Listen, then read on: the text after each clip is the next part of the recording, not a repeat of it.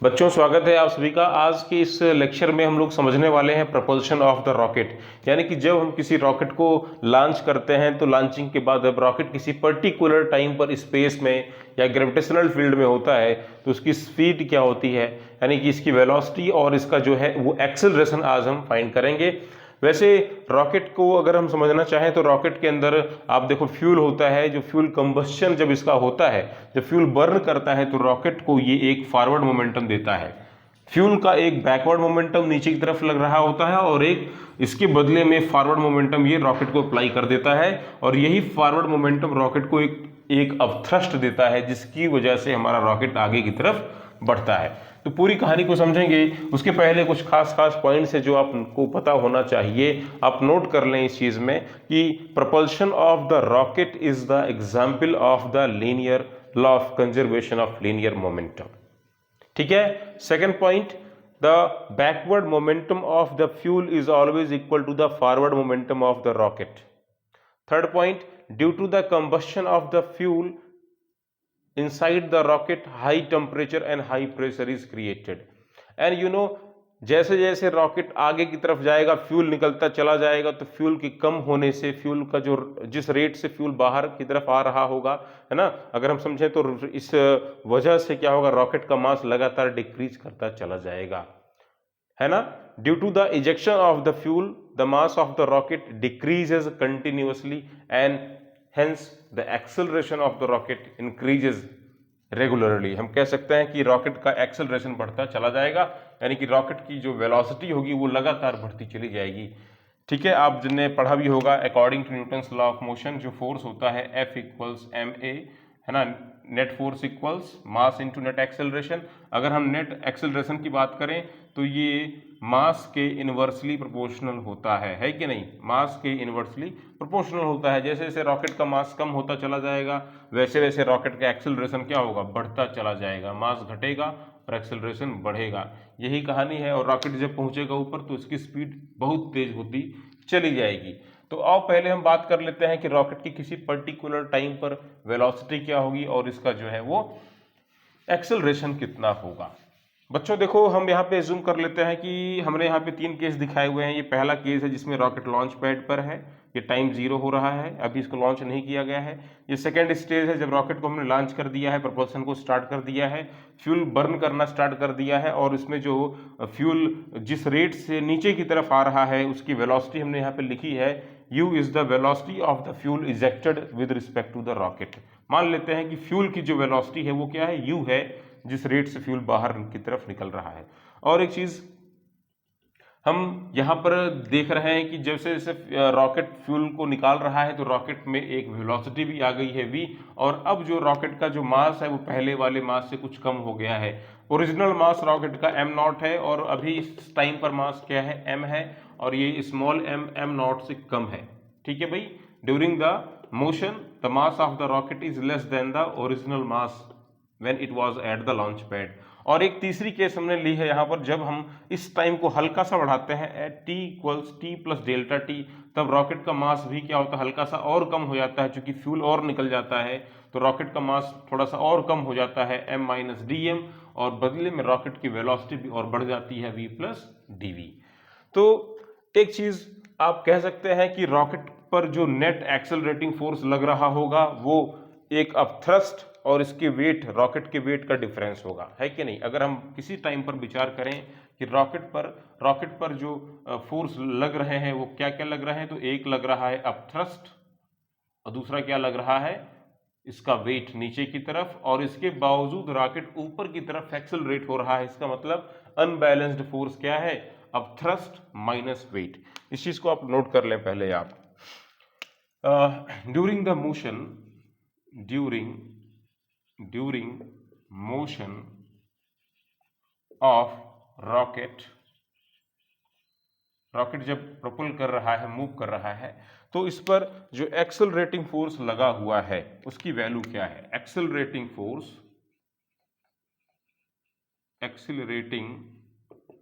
Force equals upthrust applied,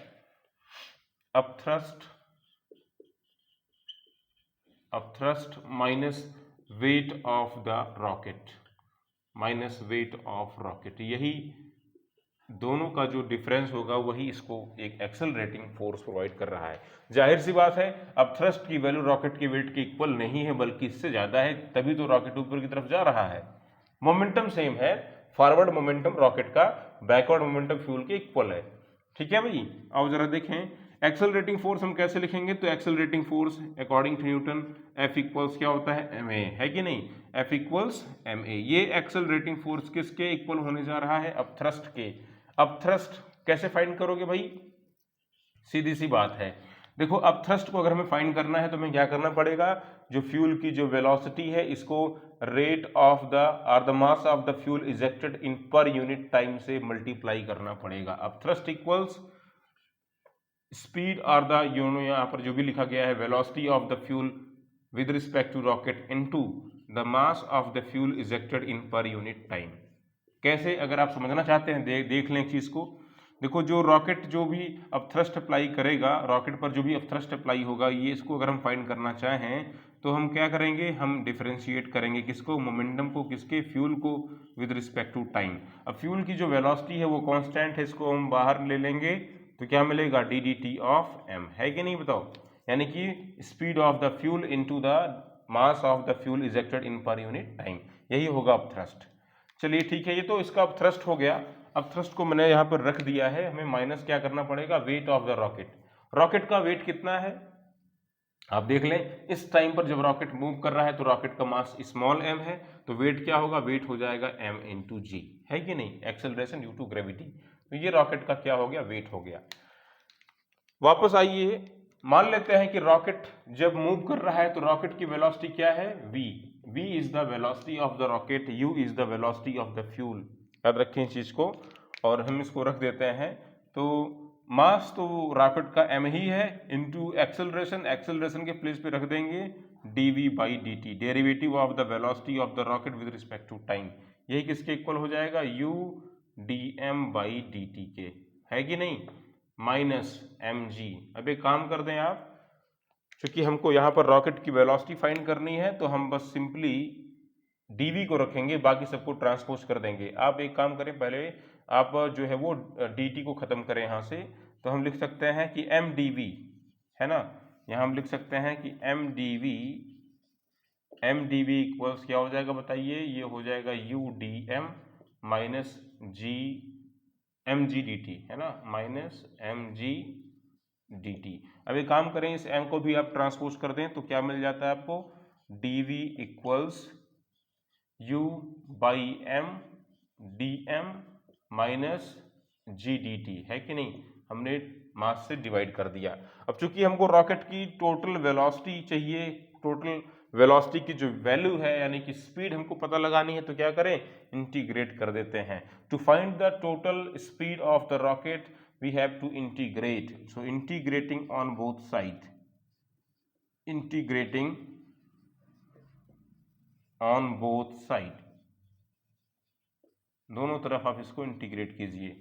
तो integral हो जाएगा हमारा इधर dv, इधर क्या हो जाएगा, integral u dm upon m, और इधर क्या हो जाएगा, इंटीग्रल जी डी टी।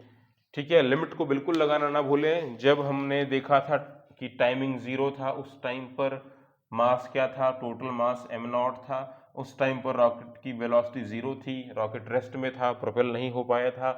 अभी जब टाइम t हो रहा है तो रॉकेट का मास कम हो गया है, m0 से m चला गया है, और रॉकेट की वेलोसिटी भी क्या हो गई है, v हो गई है। तो बस आप इसको इंटीग्रेट करें और बताएं क्या आंसर आता है। इसको मैं इरेज कर दूं, फटाफट आप नोट कर लें। ठीक है, integrating on the both side, हमेशा याद रखें कि रॉकेट पर जो भी अब थ्रस्ट अप्लाई होगा वो क्या होगा, इस velocity of the fuel multiplied by mass of the fuel ejected in per unit time. ठीक है भाई, हाँ इसको याद रखिएगा। तो हम इसको कर देते हैं इंटीग्रेट, और यहां से हमको रॉकेट की वेलोसिटी मिल जाएगी। बहुत सिंपल है। इंटीग्रल डीवी क्या मिलेगा बताओ भाई, इंटीग्रल डीवी का मतलब हो जाएगा v, लगा देते हैं लिमिट 0 से v equals integral u dm upon m, you तो कांस्टेंट बाहर आ गया, और इंटीग्रल dm का मतलब हो जाएगा क्या, इंटीग्रल dm का मतलब हो जाएगा log m base to e। सभी को पता होना चाहिए, अगर लिखा गया है log 1/x, अगर ऐसा लिखा गया है कि इंटीग्रल 1/x dx, तो इसका आंसर क्या होता है? इसका आंसर होता है log x base to e।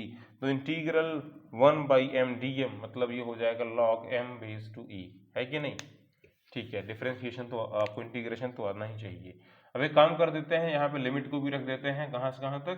तो ये जा रहा है m0 से m के लिए, और ये माइनस में क्या है? g dt, इंटीग्रल dt का मतलब t हो जाएगा, टोटल टाइम यहाँ रख देते हैं t, और लिमिट 0 से t मतलब t ही आएगा।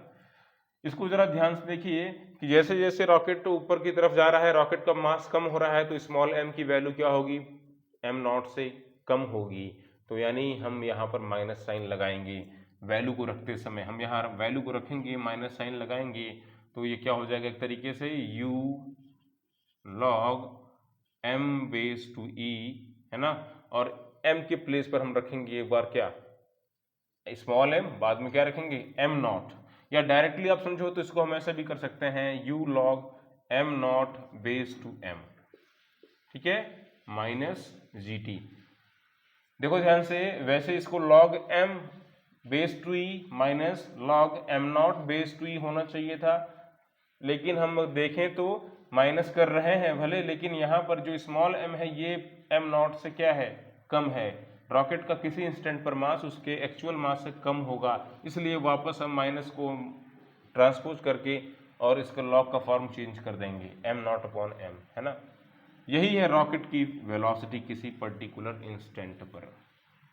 समझ गए भाई? This is the expression for the velocity of the rocket at any instant. अगर हम बात करना चाहें यहाँ पर इन स्पेस, अगर रॉकेट स्पेस में है तो बताइए जरा क्या होगा? इन स्पेस, अगर ये हमारा रॉकेट स्पेस में पहुँच जाए तो स्पेस में कोई भी एक्सेलरेशन ड्यू टू ग्रेविटी काम नहीं करती, है कि नहीं? जी की वैल्यू 0 हो जाएगी। तो in space speed of the rocket, rocket की स्पीड क्या हो जाएगी बताए? ये हो जाएगी u log m0/m base to e minus gt, g into T 0, यानी कि यही होगी रॉकेट की वेलोसिटी। ठीक है भाई, याद रखिएगा इस चीज को हमेशा आप लोग।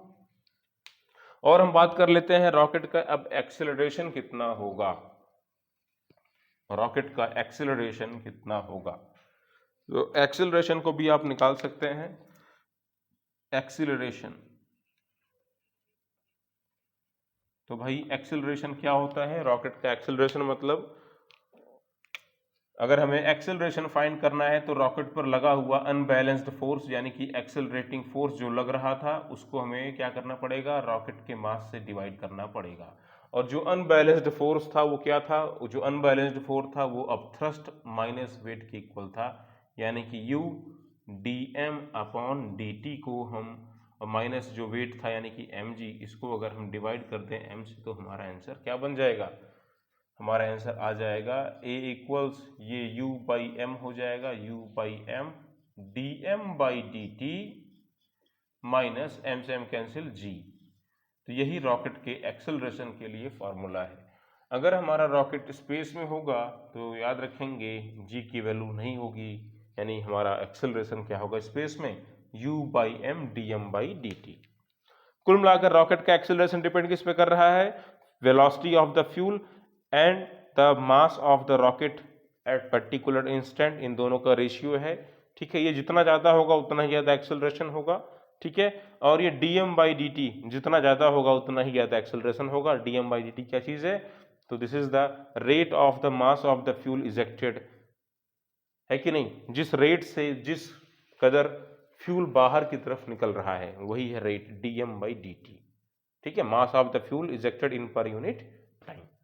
तो आई होप आपको रॉकेट की पूरी थ्योरी समझ में आ गई होगी। रॉकेट की थ्योरी यही है कि फ्यूल जब बर्न करता है तो फ्यूल एक बैकवर्ड मोमेंटम को क्रिएट करता है, और by the law of conservation of momentum एक फॉरवर्ड मोमेंटम अप्लाई हो जाता है, और फॉरवर्ड मोमेंटम रॉकेट को अपथ्रस्ट देता है, और ये जो अपथ्रस्ट होता है ये रॉकेट को क्या करता है? ऊपर लेकर के जाता है। जैसे जैसे फ्यूल घटता चला जाता है रॉकेट का मास कम होता चला जाता है, जिससे रॉकेट का एक्सेलरेशन बढ़ता चला जाता है। हमेशा याद रखें इस चीज़ को कि फोर्स जो होता है वो क्या होता है, एक तरीके से negative of the rate of change of the linear momentum, है ना, D D T of M V, ऐसे लिखा जाना चाहिए इसको ऐसे लिखा जाना चाहिए।